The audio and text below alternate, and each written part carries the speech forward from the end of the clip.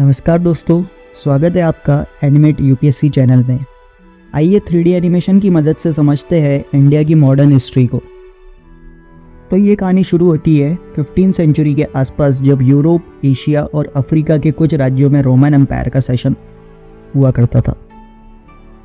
इसके अंदर स्पेन, पोर्तुगल और फ्रांस जैसी कुछ कंट्रीज़ आया करती थी। भारत, जो उस समय सोने की चिड़िया हुआ करती थी, वो जानी जाती थी अपने व्यापार के लिए। जब रोमन एम्पायर का शासन हुआ करता था तो यूरोपियन कंट्रीज़ में जो सामान है, इंडिया से यूरोप आसानी से आया जाया करता था, जिससे कि ट्रेड इजीली हुआ करता था। लेकिन 1453 के अंदर ऑटोमन टर्क्स अपना एम्पायर स्टैब्लिश करते हैं और रोमन एम्पायर डिक्लाइन हो जाता है। अब इजिप्ट और पर्शिया जैसी जगहों पर अरब्स का डोमिनेशन था, जो कि ट्रेड में मोनोपोली होल्ड किया करते थे, जिससे यूरोपियन देशों को बहुत महंगा सामान मिलने लगा था। अरब के व्यापारी भारत के प्रसिद्ध शहरों जैसे हम्पी, मथुरा, दिल्ली इत्यादि से सस्ता सामान ले जाकर यूरोपियन देशों में अच्छे दामों पे बेचा करते थे, जिससे यूरोपियन देश काफ़ी परेशान थे। इन्हीं परेशानियों के चलते और इस्लाम के बढ़ते प्रभाव से तंग आकर यूरोपियन कंट्रीज़ अब नए सी रूट ढूंढने के प्रयास में लग जाते हैं। इस दौरान ये कंट्रीज़ आधुनिक और स्ट्रॉन्ग शिप्स बनाने में सक्षम हो जाते हैं और इसी दौरान यूरोप में इकोनॉमिक डेवलपमेंट होता है। साथ ही साथ पोर्तुगल क्रिस्टोडम की लीडरशिप संभालता है, जिसमें कि वो इस्लाम के इन्वेजन को रजिस्ट करता है।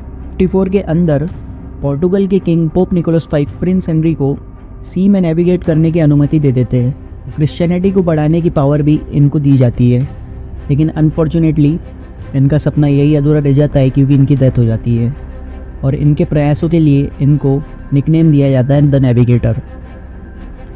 इसके बाद 1492 में स्पेन से एक आदमी सी रूट से इंडिया की खोज करने निकल पड़ता है, लेकिन गलती से अमेरिका पहुंच जाता है और इसी आदमी को आज हम कोलंबस के नाम से जानते हैं, जिन्होंने अमेरिका की खोज की थी। और फिर 1497 में पोर्तुगल और स्पेन के बीच में ट्रीटी ऑफ टॉर्सिडिलेस साइन की जाती है, जिसमें अटलांटिक ओशन में एक इमेजिनरी लाइन खींची जाती है, जिसके वेस्ट साइड स्पेन को नेविगेट करने की पूरी पावर मिलती है और इस साइड पोर्तुगल को नेविगेट करने की पूरी पावर मिलती है। तो आइए अब देखते हैं पोर्तुगल आखिर इंडिया में आए कैसे। सबसे पहले 1487 में बार्थोलोमेव दस पोर्तुगल से निकलकर केप ऑफ गुड होप तक आ पहुँचते हैं। इसके बाद इन्हें ऐसा लगता है कि यहाँ से इंडिया आसानी से मिल जाएगा और ये यहाँ से वापस पोर्तुगल चले जाते हैं। इसके 10 साल बाद वास्को डी गामा इंडिया के सी रूट खोजने के लिए रेडी होता है।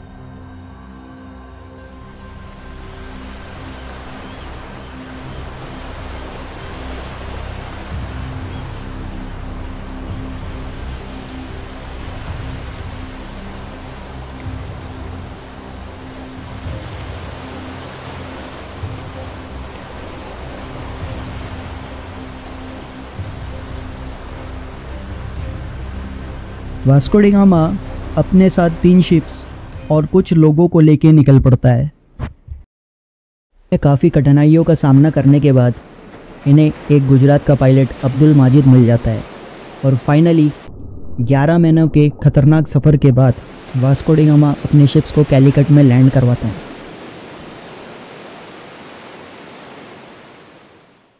उस समय कैलिकट का राजा जामोरिन हुआ करता था। जामोरिन का राज्य ट्रेड करने की वजह से काफ़ी प्रॉस्परस हुआ करता था। अपने यहाँ पे आए नए मेहमान वास्को डी गामा का जामोरिन एक फ्रेंडली रिसेप्शन भी करता है। वास्को डी गामा इंडिया से बहुत सारा सामान खरीदता है और इसे यूरोप में ले जाकर बेचता है। ऐसा कहा जाता है कि इस सामान से वास्को डी गामा ने 70 टाइम्स ज़्यादा प्रॉफिट किया था।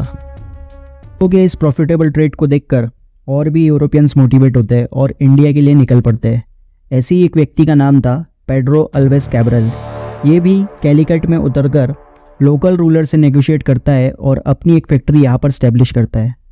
पोर्तुगल के इस बढ़ते इन्फ्लुएंस और ट्रेड में मोनोपोली स्टैब्लिश करने से अरब्स और लोकल काफ़ी नाराज़ हो जाते हैं और कैब्रल की इस फैक्ट्री पर अटैक कर देते हैं, जिससे यहाँ पर बहुत सारे पोर्तुगीज़ की जान चली जाती है। स्टेशन में कैब्रल बहुत सारे अरब शिप्स को कैप्चर कर लेता है और उसके अंदर के अरब क्रू को मार गिराता है। साथ ही साथ ये कैलिकट पे भी बॉम्बार्डिंग करवाता है।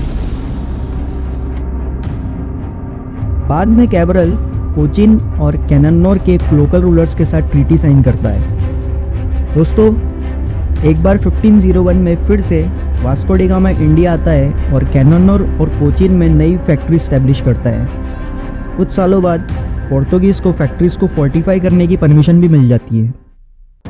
1505 में Portugal king Francisco de Almeida को 3 साल के लिए इंडिया का गवर्नर अपॉइंट करता है।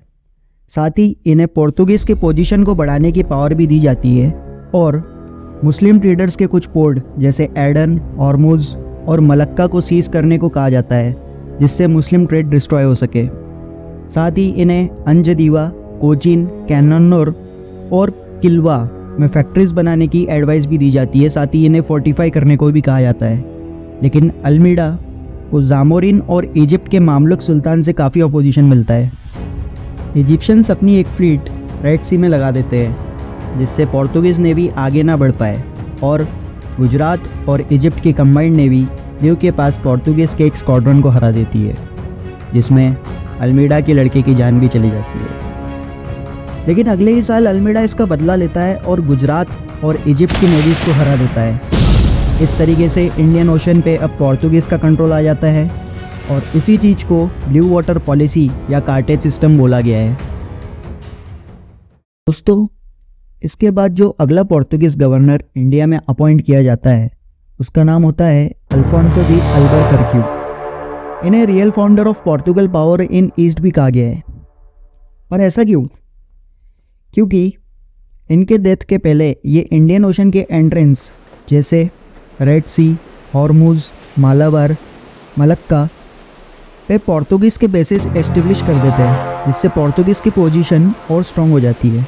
इसके साथ ही ये दूसरे शिप्स के लिए परमिट सिस्टम भी लाते हैं, जिससे कि अब इंडियन ओशन को एक्सेस करने के लिए पोर्तुगीज़ की परमिशन चाहिए होगी।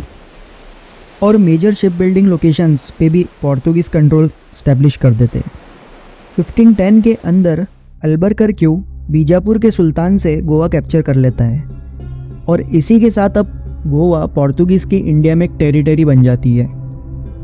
दोस्तों, अब जब पोर्तुगीज़ ने गोवा कंट्रोल में कर ही लिया था तो अल्बुकर्क्यू यहाँ पे सती को अबॉलिश करवाता है और साथ ही पोर्तुगीज़ मैन को लोकल वुमेन से शादी करने को भी एनकरेज करता है।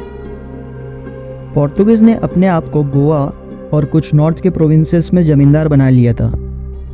इसके साथ ही वहाँ पे नए टाइप्स की बिल्डिंग, रोड और इरिगेशन वर्क भी करवाते हैं और साथ ही इंडिया में कुछ नए क्रॉप्स भी इंट्रोड्यूस किए जाते हैं, जैसे तंबाकू, काजू एक्सेट्रा। और कोकोनट के प्लांटेशन को बढ़ावा दिया जाता है ताकि उसकी रस्सी का यूज़ हो सके और इस तरीके से अब इंडिया में पोर्तुगीज़ सेटलमेंट स्टार्ट होता है। तो दोस्तों, इस वीडियो में बस इतना ही। इसके आगे की कहानी आप इसके अगले वीडियोज़ में देख सकते हो। तब तक के लिए धन्यवाद।